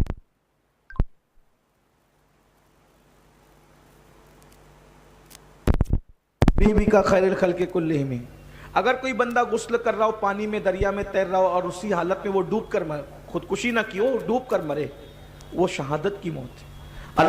اللہ نہ کرے کسی کے گھر میں آگ لگ گئی، اس میں کوئی مر گیا، آگ میں جل کر مر گیا، کوئی اس کو بچا نہ سکا، تو وہ شہادت کی موت ہے. تو پھر بری موت کون سی ہے؟ سن لیجیے، بری موت وہ ہے جو غفلت کی موت ہے. اگر آپ مسجد میں بھی سجدے کی حالت میں غفلت میں مرے نا، کہ سر تو سجدے میں تھا لیکن دل میں یار نہ تھا، دل میں یار کا پیار نہ تھا، بس چلے گئے تھے بھولے بٹ کے مسجد اور وہیں اٹیک وٹیک آ گیا مر گئے، یہ غفلت کی موت. غفلت کی موت سے بری موت کوئی نہیں. آپ کہیں گے آپ نے سجدے کی، میں نے کہا وہ سجدہ ہی نہیں ہے جس میں یار کی یاد نہ ہو. کہنے والے نے کہا تھا نا، کہ اقبال نے کہا تھا، میں جو سر بس سجدہ ہوا کبھی، جو میں سر بس سجدہ ہوا کبھی، تو زمین سے آنے لگی صدا، تیرا دل تو ہے صنم آشنا، تجھے کیا ملے گا نماز میں. سجدہ لوگوں کو پتا ہونا چاہیے سجدہ کہتے کسے ہیں. ابھی تو زمین پہ کو پیشانی زمین پہ رکھنے کو لوگوں نے سجدہ سمجھ لیا. سجدے کی معرفت تو حاصل کرو. اگر 1 منٹ سجدہ کروا لیں تو دھڑکنیں تیز ہوتی ہے. سجدے میں دھڑکنیں تیز نہیں ہوتی. جو سجدہ سیکھ لیتے ہیں اور لذت سجدہ سے آشنا ہوتے ہیں، وہ پوری رات سجدے میں گزار دیں تو رات چھوٹی پڑتی ہے مگر سجدہ مکمل نہیں ہوتا. ایسے سجدہ کرنے والے ہیں کہ یا تو امام صاحب اگر 31 مرتبہ سبحان ربی الاعلیٰ کہتے تو کہتے کل سے تو نہیں آنا کیونکہ لمبا سجدہ ہے. سجدہ ہے، سجدہ ہے. بہرحال غفلت کی موت بری موت ہے. سب سے بدترین موت غفلت کی موت ہے. اور آج ہم سب غافل ہیں. بلکہ بزرگوں نے کہا جس دم غافل اس دم کافر. یہ صوفیہ کی اپنی زبانی ہے. میں اس کو جو ہے وہ آپ پہ وہ نافذ نہیں کر رہا ہوں، اس لیے کہ صوفیہ کا اپنا ایک انداز ہے. ہم تو غافل ہی ہیں نا. غفلت غفلت غفلت غفلت. تو بہرحال اس نے کہا، اس مٹی سے ٹوٹے ہوئے پیالے سے آواز آئی، میں تو غافل تھا اور غفلت میں موت آ گئی. اب غفلت میں موت آئی بادشاہ کو تو کیا ہوا؟ کل لوگوں نے دفن کر دیا جیسے کہ اوروں کو دفن کیا جاتا ہے. جب دفن کر دیا گیا میں، تو میری مٹی مٹی میں مل گئی، ہڈیاں بھی زمین کھا گئی، کیڑے کھا گئے، سب ختم ہو گیا. اور جب مٹی میری مٹی میں مل گئی، یعنی میرا جسم مٹی میں مل گیا، تو پھر صدیوں میں ایسے سال آئے کہ اوپر کی مٹی نیچے، نیچے کی مٹی اوپر، اوپر کی مٹی نیچے، نیچے کی مٹی اوپر. پھر کیا تھا؟ بس دل کا درد کہہ رہا ہوں. دھیان سے سن لو میرے جوانوں. اس ٹوٹے ہوئے پیالے سے آواز آئی، جب میری مٹی مٹی میں مل گئی، مٹی مٹی میں مل گئی، تو مٹی اگرچہ مٹی میں مل جائے، جسم اگرچہ مٹی میں مل جائے، مگر روح باقی رہتی ہے. تو ایک ایک ذرے کے ساتھ کیا ہو رہا ہے یہ احساس ہوتا ہے. اور حدیث پاک میں آیا کہ جن جن چیزوں سے زندوں کو تکلیف پہنچتی ہے ان چیزوں سے مردوں کو بھی تکلیف پہنچتی ہے. تو اس ٹوٹے ہوئے پیالے سے آواز آئی، تھا تو کبھی بادشاہ، مگر جب مٹی مٹی میں مل گئی تو لوگ میرے اوپر پیشاب کرتے تھے، میرے منہ پہ پاخانہ کرتے تھے. میرے بھائیوں، ایک منزل آپ پر بھی وہ آ سکتی ہے. مرنے کے بعد جب لوگ ہماری مٹی پر پیشاب کریں گے تو ہمارا کیا بنے گا؟ لوگ ہماری مٹی پہ پاخانہ کریں گے تو ہمارا کیا بنے گا؟ ارے قبروں پر کتے گھومیں گے تو کیا بنے گا؟ یہ غافل لوگوں کا حال ہے. اللہ اکبر. خدا کے لیے دنیا ہی سب کچھ نہیں ہے. یہ دنیا چند دن کی ہے، یہ دنیا چند لمحے کی ہے. ارے میرے بھائی، تمہیں کس نے منع کیا مال نہ کماؤ، عزت نہ کماؤ، اچھا کھانا نہ کھاؤ؟ کس نے منع کیا؟ اچھا کھاؤ، اچھا پہنو، مال کماؤ، سب کرو، انجوائے کرو، مگر حرام کام مت کرو، اللہ کی نافرمانی مت کرو، اللہ کو مت بھولو، روزی پا کے رزاق کو مت بھولو. کچھ وقت نماز کے لیے نکالو، کچھ وقت عبادت کے لیے نکالو، اللہ کے لیے کچھ ٹائم نکال لیا کرو. میرے بھائیوں، جس اللہ نے ہمیں پوری زندگی دی ہے، 10 منٹ کا ٹائم اس کے لیے نہیں ہے آپ کے پاس. ہم سے بڑا بے وقوف کون ہوگا؟ ہم سے بڑا ناہنجار کون ہوگا؟ ہم سے بڑا غدار کون ہوگا؟ میرے بھائی، ہم نے واٹس ایپ کو تو گھنٹوں دیے، اپنے اللہ کے لیے 10 منٹ نہیں ہے۔ اللہ اللہ، ہم نے فیس بک کو تو گھنٹوں دیے، اپنے اللہ کے لیے 10 منٹ نہیں ہے۔ یعنی معاذ اللہ، جتنی اہمیت آپ واٹس ایپ کو دے رہے ہیں اتنی اہمیت بھی آپ اللہ کی عبادت کو نہیں دے رہے ہیں۔ آپ کون سے مسلمانوں میرے بھائی، آپ کیسے مسلمانوں میرے بھائی؟ ارے اللہ سے پیار کرنے والے تو وہ تھے کہ پہلی رات کی دلہن چھوڑ دی اللہ کے لیے اور جام شہادت نوش کر لیا۔ پھر اللہ نے دیکھو، جو اللہ سے پیار کرتا ہے اللہ اس سے کیسے پیار کرتا ہے؟ توجہ ہے آپ کی؟ جو اللہ سے پیار کرتا ہے اللہ اس سے کیسے پیار کرتا ہے؟ اللہ اس کے لیے قانون بدل دیتا ہے۔ جو اللہ سے پیار کرے اللہ اس کے لیے قانون بدل دے۔ ان علماء سے پوچھو، اللہ کے رسول کی حدیث بخاری شریف کی، جہاں جنبی ہوگا یعنی جہاں پر غسل جنابت کسی پہ فرض ہے، ناپاک آدمی ہوگا، وہاں رحمت کے فرشتے نہیں ہوں گے۔ جہاں غسل جنابت فرض والا آدمی ہے وہاں رحمت کے فرشتے نہیں ہوں گے۔ لیکن اے سرکار حنظلہ، آپ کی عظمتوں پہ قربان، جہاں جنابت ہے وہاں رحمت کے فرشتے نہیں ہے، مگر حنظلہ جنابت میں ہے اور رحمت کے فرشتے غسل دیتے نظر آ رہے ہیں۔ وجہ کیا ہے تو پتا چلے گا، حنظلہ نے خدا رسول کی محبت میں اپنی جان کو قربان کر دیا تو فرشتے رحمت کے ان کو جنابت کا غسل دیتے نظر آ رہے ہیں۔ قانون بدل دیا گیا، قانون بدل دیا گیا۔ اندازہ تو کریں، توجہ تو کریں، ہم اللہ کی محبت کی قدر ہی نہیں کرتے۔ سب کو ٹائم دے رہے ہیں، 5 وقت کی نماز کے لیے 50 منٹ لگتے ہیں، کیا جاتا ہے؟ ہر محفل میں اس پہ زور دیتا ہوں کیونکہ میرا مشن ہے لوگ اللہ سے ایک بار جڑ جائیں، اور اللہ سے جڑنے کا پہلا زینہ نماز ہے، آسان طریقہ نماز۔ میرا دل چاہتا ہے کہ میری قوم جتنا جلسوں میں آتی ہے نا اتنا فجر کی نماز میں ہمارا کام پورا ہو گیا انشاءاللہ۔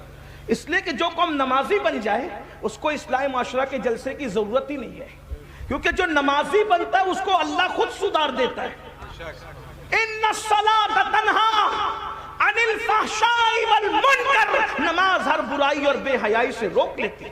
اس قوم کو صرف نمازی بنا دو، یہ قوم ہر بے حیائی سے رک جائے گی، ہر برائی سے۔ ابھی آپ پلٹ کے یہی سوچ رہے ہو نا، لیکن ہمارے محلے کے نمازی تو ابھی تک سود کھاتے ہیں۔ میں نے کہا وہ نمازی نہیں ہے بھائی، میں نے کہا نمازی کہلانا اور ہے، نمازی بن جانا اور ہے۔ بولے وہ نمازی تو عورتوں کو تکتے ہیں، میں نے کہا وہ نمازی نہیں ہے، اس لیے کہ اٹھک بیٹھک الگ چیز ہے، نماز الگ چیز ہے۔ ہاں، فلسفہ رہ گیا تلقین غزالی نہ رہی، تب برقی نہ رہی، شعلہ مقالی نہ رہی، وائز قوم کی وہ پختہ خیالی نہ رہی۔ فلسفہ رہ گیا تلقین غزالی نہ رہی، رہ گئی رسم ازا روح بلالی نہ رہی۔ اللہ کے لیے کچھ وقت نکال لیجئے، غفلت کی موت مت مریے، توبہ کر لیجئے، اللہ کی بارگاہ میں معافی طلب کیجئے، کچھ ٹائم دے دو اپنے اللہ کی بارگاہ میں۔ تو ٹوٹے ہوئے پیالے سے آواز آئی، بادشاہ تھا مٹی میں ملا، مرنے کے بعد لوگوں نے پیشاب اور پاخانے کی، پاخانے پیشاب لوگوں نے کی۔ پھر کیا ہوا؟ اسی مٹی کو ایک دن کمار آیا اور میری مٹی کو اٹھا لے گیا۔ جب اٹھا لے گیا تو مٹی کو سڑایا، اس میں گوبر ملایا۔ ہائے ہائے، یہ بادشاہ کی مٹی کا حال دیکھو، یہ بادشاہ، غافل لوگوں کا انجام دیکھو۔ اللہ غیور ہے، وہ خفیہ تدبیر فرمانے والا ہے، وہ خفیہ تدبیر فرمانے والا ہے۔ کہ کمار نے مٹی سڑایا، سڑانے کے بعد پھر کٹورا بنایا، اور کٹورا میری مٹی سے بنا، اور پھر اس کو آگ میں تپایا، تو آگ میں بھی تپا میں۔ احساس تو زندہ تھا نا، ذرے بکھر چکے تھے لیکن احساس تو زندہ تھا۔ پیشاب ہو رہا ہے، پاخانہ ہو رہا ہے، سڑایا جا رہا ہے، بنایا جا رہا ہے، اور آگ میں جلایا بھی گیا۔ تب میں کٹورا بنا، اور کٹورا بنا کر کے مجھے جب بازار میں بیچا گیا تو میں بکا بھی۔ جو کبھی بادشاہ دوسروں کو خریدتا تھا آج وہ بازار میں اس کی مٹی بک رہی ہے۔ میرے بھائیو، یہ دنیا، اللہ کی خفیہ تدبیر سے ڈرو، توبہ کرو۔ کہ مجھے بازار میں بیچا گیا، جب میں بازار میں بکا کٹوری کی شکل میں، تو پھر اس میں کھانا کھایا گیا، پانی پیا گیا، یہ کیا گیا، وہ کیا گیا۔ پھر ایسا ہوا کہ کسی کی ٹھوکر مجھے لگی، اور میری کسی کی ٹھوکر نے مجھے ٹکڑے ٹکڑے کر دیا، اور آج مجھے یہاں لا کر کے پھینک دیا گیا. تم کو زمین پہ لڑتا ہوا دیکھ کر کے میں سوچ رہا ہوں کہ چلو میں فائدہ نہ اٹھا سکا نصیحتوں سے, تم کو نصیحت کر دوں. اس لیے سدھر جاؤ, سنور جاؤ, اس طرح دنیا سے محبت نہ کرو. تب دونوں بھائی کو سمجھ میں آیا جب بادشاہوں کا یہ حال ہوا مرنے کے بعد ہمارا کیا حال ہوگا. بس میں بھی اسی بات پر اپنی بات کو مکمل کر لیتا ہوں, ٹائم زیادہ ہو گیا. انشاءاللہ غوث پاک کے خطبات کے جو اقتباسات میں نے چھیڑے تھے پھر کبھی پڑھوں گا. اللہ تعالی ہم سب کو توفیق دے, اللہ ہمیں سنوار دے, ہماری زندگیوں میں انقلاب پیدا کر دے. اللہ ہمیں غفلت سے نکال دے, حسد سے نکال دے, تکبر سے نکال دے, گھمنڈ سے نکال دے. اللہ پاک نماز کے لیے ہمیں وقت نکالنے کی توفیق عطا. علماء کرام کریں 2-4 منٹ کچھ اور بات کر لیں. تو آئیے میں نے جو کہا تھا وہ جو بات چل رہی تھی اسی سے کنیکٹ بات کر دو تھوڑی سی, کیونکہ علماء کرام کا حکم ہے اس لیے. اللہ اکبر. تو پہلی چیز جو آپ کے پاس جو حفاظت کا ذرا ہے وہ وضو ہے, اور دوسری چیز میرے آقا فرماتے ہیں نماز. اللہ کے رسول فرماتے ہیں کہ جو بندہ نماز پڑھتا ہے اللہ تبارک و تعالی اس کو اپنی حفاظت کی زرہ پہنا دیتا ہے, اور اس سے جو دشمنی کرتا ہے اس سے اللہ لڑتا ہے. دیکھیے تو صحیح ذرا غور تو کیجئے کہ اس سے جو لڑتا ہے اس سے اللہ لڑتا ہے, اس سے اللہ انتقام لیتا ہے. اور حدیث پاک میں آیا کہ جو بندہ نماز پڑھتا ہے, جو بندہ نماز پڑھتا ہے اس بندے کا حال یہ کہ اللہ اس کے ساتھ وعدہ فرماتا ہے کہ جو نماز پڑھے گا ہم اس کو بے حساب جنت میں داخل کریں گے, اس کو عذاب میں گرفتار نہیں کریں گے, اس کو عذاب میں مبتلا نہیں کریں گے. کیوں؟ اب بتاؤ, جب نماز پڑھنے والے کو اللہ اپنے عذاب میں گرفتار نہیں کرتا تو پھر اللہ اس کو دنیا کی مصیبتوں میں کیسے گرفتار کرے گا. اللہ کے بندو, آج ہر بندہ پریشان ہے, مالدار بھی پریشان, غریب بھی پریشان, خوبصورت بھی پریشان, کم خوبصورت بھی پریشان, اور سب لوگ آ کر کہتے حضرت دعا کریں. اچھی بات ہے, اللہ کے نیک بندوں سے دعا کرانا چاہیے, لیکن ایک بات کہتا ہوں, یہ جو پریشانیاں ہیں, یہ جو تکلیفیں ہیں, یہ جو بلائیں کیوں ہیں؟ قرآن کہتا ہے وَمَا أَصَابَكُم مِّن مُّصِيبَةٍ فَبِمَا كَسَبَتْ أَيْدِيكُم, کہ تم پر جو کچھ مصیبت آتی ہے وہ تمہارے گناہوں کی وجہ سے آتی ہے, وہ تمہارے ہاتھ کی کمائی کی وجہ سے آتی ہے. غوث پاک کے خطبات میں پڑھ رہا تھا, آئیے خطبے کا ایک اور میں پوائنٹ آپ کے سامنے رکھ دوں. حضور غوث پاک کے خطبے کا, حضور غوث پاک رضی اللہ تعالیٰ فرماتے ہیں کہ آپ نے حسد اور تکبر کے بارے میں سنا. غوث پاک فرماتے ہیں اگر چاہتے ہو کہ تم کامیاب ہو جاؤ, بس یہ آخری پوائنٹ ہے, علماء نے حکم دیا تو میں یہ بات آخری پوائنٹ کے طور پہ رکھ رہا ہوں, خطبات تو آپ کے بہت سارے ہیں. غوث پاک فرماتے ہیں اگر کامیابی چاہتے ہو دنیا اور آخرت کی, میں بطور مفہوم پڑھ رہا ہوں, اپنی عبادت کا رنگ چاہتے ہو. دیکھو آج اپنی عبادت کا رنگ ہم پر نہیں ہے, ہمارے چہرے عبادت کے باوجود ویسے نہیں ہے جیسے عبادت گزاروں کے ہوتے ہیں, ہماری صحت ایسی نہیں ہے جیسے عبادت گزاروں کی ہوتی ہے. وجہ کیا ہے؟ اب غوث پاک اس کی وجہ بیان کرتے ہیں, فرماتے ہیں کہ اگر عبادت کا رنگ چاہتے ہو, عبادت کا فائدہ چاہتے ہو, دنیا میں کامیابی چاہتے ہو تو حلال روزی کو لازم پکڑو, رزق حلال کھاؤ, حلال کے سوا کچھ مت کھاؤ. آپ بھائی اپنا لقمہ چیک کیجئے, آج کیا ہم حلال کھا رہے ہیں؟ آپ سے پوچھتا ہوں کیا ہم حلال کھا رہے ہیں؟ بہت معافی کے ساتھ, بڑی معذرت کے ساتھ. دیکھو حق بات لوگوں کو تکلیف پہنچاتی ہے لیکن ہمیں اس سے کوئی فرق نہیں پڑتا, ہم تو قادری لوگ ہیں, اللہ کے لیے سچی بات رکھ دینا چاہیے. آج لوگ جو ہیں بڑی بڑی باتیں کرتے ہیں, ہر سال حج کو جا رہے ہیں, ہر سال عمرے کو جا رہے ہیں, نمازی بنے ہیں, مسجد کے متولی بنے, یہ بنے وہ بنے, لیکن لقمے کی پابندی نہیں ہے, حلال و حرام میں کوئی تمیز نہیں ہے, جو جی میں آ رہا ہے کھاتے جاؤ, پیٹ میں ڈالتے جاؤ. کچھ تو اتنے بے باک کے کہتے ہیں مولانا بسم اللہ پڑھ کے کھا لو, سب حلال ہے, استغفر اللہ, انا للہ و انا الیہ راجعون. پھر کیا ہو رہا ہے کہ وہ لاٹری بھی کھیل رہے ہیں, وہ ڈیجیٹل طور پہ جوا بھی کھیل رہے ہیں. آج جوا ڈیجیٹل اتنا عام ہو گیا ہے, بڑے بڑے دیندار گھرانے کے لوگ, مالدار گھرانے کے لوگ, نوجوان چھوکرے, راتوں رات کروڑ پتی بننے کا شوق ہے, راتوں رات جو ہے وہ مالدار بننے کا شوق ہے, ایزی منی کے چکر میں, شارٹ کٹ میں مالدار بننے کے چکر میں جوا کھیلا جا رہا ہے.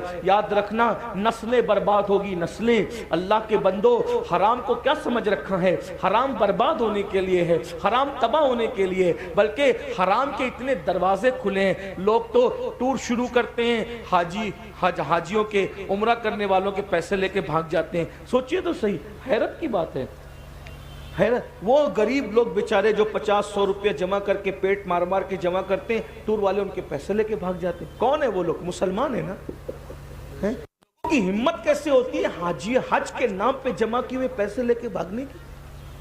لوگوں کی ہمت کیسی ہوتی ہے کہ عمرہ کے نام پہ پیسے لے کے بھاگ، یعنی کتنی بے خوفی ہے، کتنی میں کہتا ہوں کہ یہ فرعون اور نمرود کے دور میں بھی لوگوں نے ایسا نہیں کیا ہوگا جو آج کر رہے ہیں، یزید کے دور میں بھی لوگوں نے ایسا نہیں کیا ہوگا، یعنی کتنا غفلت کی حد ہوتی ہے، غفلت کی انتہا ہوتی ہے۔ سید العالمین کی امت میں ہو حلال و حرام کی تمیز ختم ہے، سود پورے شباب پر ہے، جوا کے علاوہ سود یعنی بیاج پورے شباب پر ہے، دھندا کھل کے چل رہا ہے۔ امام اہل سنت سیدی اعلیٰ حضرت علیہ رحمہ حدیث نقل کرتے ہیں فتاوی رضویہ شریف میں کہ جس نے 1 درہم سود کا 1 درہم کھایا، 1 درہم، اب تو درہم چلتا بھی نہیں ہے، لیکن جس نے 1 درہم کھایا 1000 سال تک وہ جہنم کی آگ میں جلے گا۔ 1000 سال، 1000 تحفے کوئی دیتا ہے حلال کیوں کہ بس خوبصورت تحفہ ہے، وصول کرو۔ سیدنا فاروق اعظم فرمایا کرتے تھے سب کا تحفہ مت قبول کرو۔ اب تو لوگ یہی حدیث پڑھتے ہیں تحفہ لینا دینا سنت ہے، اور تحفہ چیک کرنا بھی سنت ہے، تحفہ چیک کرنا بھی سنت ہے۔ فاروق اعظم کہتے ہیں سب کا تحفہ مت لو، کیونکہ بعض تحفے خفیہ رشوت ہوا کرتے ہیں۔ ہر لفافہ قبول مت کرو، ہر گفٹ قبول مت کرو، بعض چیزیں خفیہ رشوت ہوتی۔ غوث پاک سے بڑا کوئی متبع سنت ہے؟ وقت کا بادشاہ، وقت کا تاجدار، جسے دنیا خلیفہ بغداد کہتی ہے، اسلامی حکومت کا بادشاہ اور خلیفہ کہتی ہے، غوث پاک تو اس کو بھی بہت شان سے اس کو نصیحت کرتے تھے۔ غوث پاک بادشاہ کو جب خطاب کرتے تھے کہتے تھے ایک کھجور کے درخت سیدھے رہے ورنہ تجھے بدل دوں گا۔ غوث پاک بادشاہ وقت کو کھجور کا درخت کہہ کر اس کو اس کی اوقات یاد دلاتے، کبھی کہتے تھے او ستون، او کھمبے، اگر تو سیدھا نہیں رہا تو میں تجھے بدل دوں گا، ہٹا دوں گا تجھے، تیری جگہ دوسرا بادشاہ ہے۔ یہ کون کہہ سکتا ہے؟ غوث الثقلین کیسے؟ غوث پاک کو صرف 11ویں والا پیر سمجھتے، یہ پلاؤ بریانی تک محدود مت رکھو غوث پاک کو۔ جس نے پوری دنیا میں انقلاب پیدا کیا اس کو عبد القادر جیلانی کہتے ہیں۔ جس نے بیت المقدس کے فاتحین کو ترتیب دیا ہے اسے شیخ عبد القادر جیلانی کہتے ہیں۔ عیسائیوں کے قبضے میں گئے ہوئے بیت المقدس کو چھیننے کے لیے جس نے شیر نر شکل میں پیدا کیا ہے اس کو شیخ عبد القادر جیلانی کہتے ہیں۔ کیا بات ہے، کیا بات ہے۔ اور گھروں میں بیٹھ کر تسبیح لانا ابھی تصوف ہوا ہے، ورنہ جو اس دور کا تصوف تھا جسے پیور تصوف کہتے ہیں وہ یہ تھا کہ خانقاہ میں بیٹھ کر کے وہ ٹیم تیار کرے جو قوموں کی قیادت کرے۔ صلاح الدین ایوبی مرید ہے غوث اعظم کے، صلاح الدین ایوبی کا باپ مرید ہے غوث اعظم کے۔ بے شک بے شک۔ 10 سال کی عمر میں صلاح الدین ایوبی مرید ہوئے تھے غوث پاک کے، ان کے ابا لے گئے تھے سرکار یہ میرا بیٹا اس کو مرید کر لو۔ غوث پاک نے دیکھا مرید کیا، کہا ذرا دعا کر دو، کہا دعا کیا، یہ تو اتنا بڑا آدمی ہے کہ رہتی دنیا تک لوگ اس کے کارنامے کو یاد کرتے رہیں گے۔ صلاح الدین خود بیان کرتے کہ سب کے سروں پہ ہاتھ رکھ کے مرشد دعا دیتے تھے، میرے سر پہ نہیں رکھا ہاتھ، مرشد نے میرے گلے اور گردن پہ ہاتھ رکھ، جو سمجھ گئے وہ سمجھ گئے۔ غوث پاک نے سر پہ ہاتھ رکھنے کی بجائے صلاح الدین کہتے ہیں میری گردن پہ گلے پہ ہاتھ رکھا، اور صلاح الدین پوری جنگوں میں چند اکیلے ہزاروں میں گھس جاتے تھے مگر صلاح الدین کی گردن کوئی اڑا نہ سکا، کوئی اس کو شہید نہ کر سکا۔ جب بستر پہ دنیا سے جا رہے تھے تو لوگوں نے کہا صلاح الدین اتنے ہزاروں کی فوج میں گھستے تھے مگر تم قتل نہ ہوئے، تو مسکرا کے کہتے تھے کیسے وہ گردن کٹتی جس پر شیخ عبد القادر جیلانی نے ہاتھ پھیرا تھا، سبحان اللہ، سبحان اللہ، کیا بات ہے۔ وہ گردن کیسے کٹتی جس پر غوث اعظم غوث پاک نے جو بیت المقدس کے فاتحین تھے اس میں 60% حضور غوث پاک کے مرید اور خلفاء تھے۔ تاریخ پڑھیے آپ کیا سمجھتے ہو؟ غوث پاک کے مدرسے سے ایک وقت میں 3-3 ہزار علماء اور فاضل فارغ ہوتے تھے، اور غوث پاک اپنا پورا مدرسہ اپنے خرچے سے چلاتے تھے، چندے کا کوئی سسٹم نہیں تھا، بادشاہ سے کچھ نہیں لیتے تھے. ابھی میں بتانے لگا ہوں آخری بات کے طور پہ کہ بادشاہ کی حالت کیا کر رکھی تھی. کئی ملکوں میں غوث پاک کا کاروبار چلتا تھا اس دور میں. انٹرنیٹ کا دور نہیں تھا, ٹرین کا دور نہیں تھا, پلین کا. کئی ملکوں میں غوث پاک کا مال تجارت جاتا تھا. اتنے مالدار تھے غوث پاک کہ روزانہ نئے کپڑے پہنتے تھے اور دوسرے دن اس کو فقیر کو پہنا دیتے تھے. سبحان اللہ سبحان. یہاں تو عالم اگر کرانہ دکان کھول لے تو پوری بستی کو تکلیف ہوتی ہے کہ یہ مولوی ہے کیسا جو کرانہ دکان چلے. غوث پاک تاجر ہے پھر بھی بڑا پیر مانے گا, اور امام نے کرانہ دکان کھول دی تو اس کو امام ماننے تیار. صحیح فرمانے میں صحیح. یہ کیا فکر ہے؟ ارے کوئی تاجر سے کم ہے آپ کے یہاں؟ جس کا کلمہ پڑھتے ہو وہ نبی ملک شام تک جاتے تجارت کرنے. کیا بات ہے. جس کے مقلد ہو وہ امام اعظم بھی تاجر تھے, اور جس کے مرید ہو وہ غوث اعظم بھی تاجر تھے. بے شک بے شک. لوگوں کے ٹکڑوں پہ پلنے کی بدعت تو ابھی ایجاد کی گئی میرے بھائی. ہمارے بزرگ ٹکڑوں پہ پلنے والے نہیں تھے, اپنے ٹکڑوں پر دنیا کو پالنے والے تھے. کیا بات ہے. آسماں خان زمین خان زمانہ مہمان, صاحب خانہ لقب کس کا ہے تیرا تیرا. اور نکلو دقیانوسی فکر سے, ستاروں کے آگے جہاں اور بھی ہے, ابھی عشق کے امتحان اور بھی ہے. تو شاہی پرواز ہے کام تیرا, تیرے سامنے آسماں اور بھی. مذہبی طبقے کو اپنے امام کو کہو حضرت آپ تجارت کریے, میں آپ کا سپورٹ کرتا ہوں, چلو اپنے پارٹنرشپ میں کرتے, چلو کرتے. اماموں کو تاجر بناؤ تاکہ نہ پھر تقریر کی کوئی فیس طے کرے گا نہ تراویح کی کوئی فیس طے کرے گا. کیوں؟ جب تقریر کرنے والا تمہاری طرح سیٹ ہوگا تو وہ اور پیسہ دے کر کے جائے گا, وہ مانگ کر کے کیوں جائے گا؟ مانگنے والی قوم تو تم نے بنا رکھی ہے نا, کیونکہ تم اپنی قوم اپنے مذہبی طبقے کو کچھ کرنے نہیں. امام اعظم تاجر تھے, کچھ نہیں, کوئی تکلیف آپ کو نہیں ہے نا.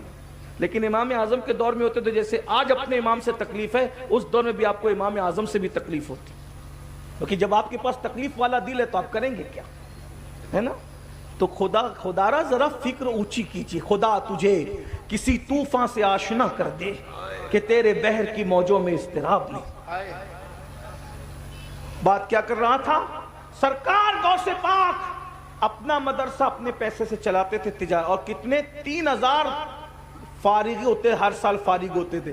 تو جس مدرسے سے 3000 فارغ ہو رہے ہوں اس میں پڑھتے کتنے ہوں گے؟ 30 بچے فارغ کرو تو کم سے کم 300 پڑھانا پڑتا ہے, تو 30 فارغ ہوتے ہیں. تو جہاں 3000 فارغ ہو رہے ہو تو وہ پڑھتے کیا؟ پھر کس کا خرچہ؟ صرف غوث پاک کا.